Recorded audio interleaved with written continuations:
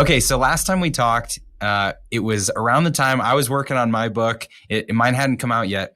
And we both kind of were approaching this same problem. And I think it's interesting, as I read yours, the similarities between the two books on, trying to first debunk the myths and why should you document? Why is this important for the business? So I like how you put it. You said that there's 3 common myths around process. So can we unpack those a little bit?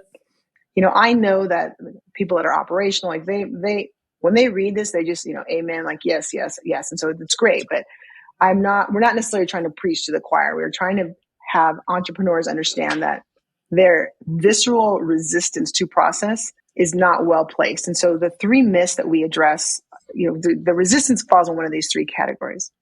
The first category is this belief that me as an entrepreneur, that I am not process oriented. And it's just not true. The fact that, when someone starts an organization, they do what works over and over again, and they repeat that. That is a process. When a customer smiles because you package their product a certain way, like you decide, I'm going to start doing more of that. That's a process.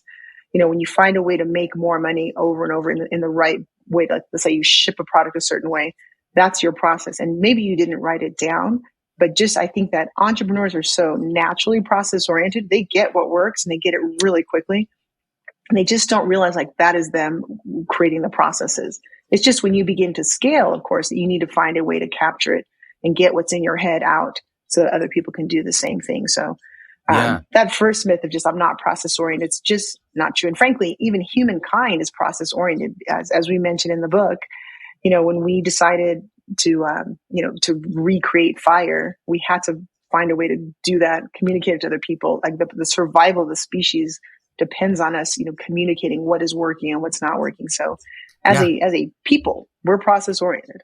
Every business already has process. If they're doing what they're doing, if they're serving customers, they have process. Process already exists. Maybe they haven't captured it, like you said, but process exists in all of us every day. The second myth is the concern that process just takes too much time, that, we're too busy, our business is moving too quickly. It just takes too much time to document. And I think people underestimate the amount of time that lack of process is costing them. When you are having to rebuild a product because it wasn't done the right way the first time, or rehire and hire for the same position because someone didn't get adequate training and so they keep leaving, or managers are leaving because they don't feel they're being effective.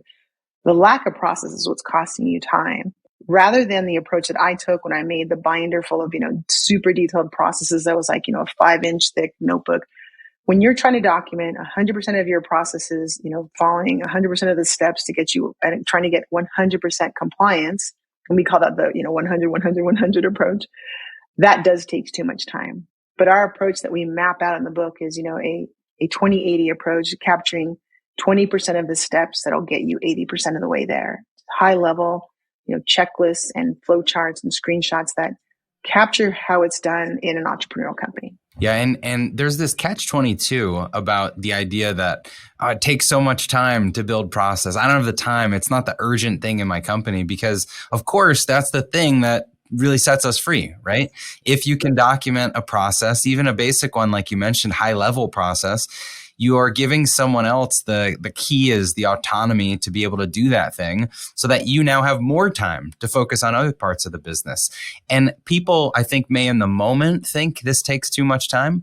But if you zoom out and realize how much time you're spending repeating yourself or retraining people over and over, that's what you have to add up for the equation.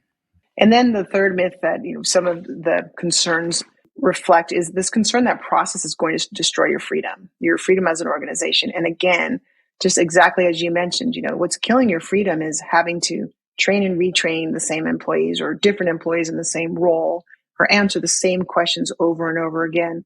That's what's killing your freedom.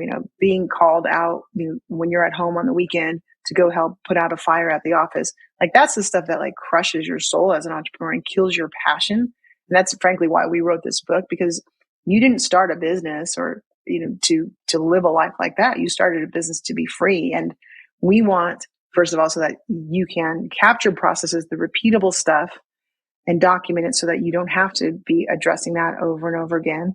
And then you can have the freedom also, just then, if that's captured, you have the freedom then to innovate and think about what's the next step for this organization, or the next stage, or what does my organization look like, or what does my exit look like, whatever that approach is.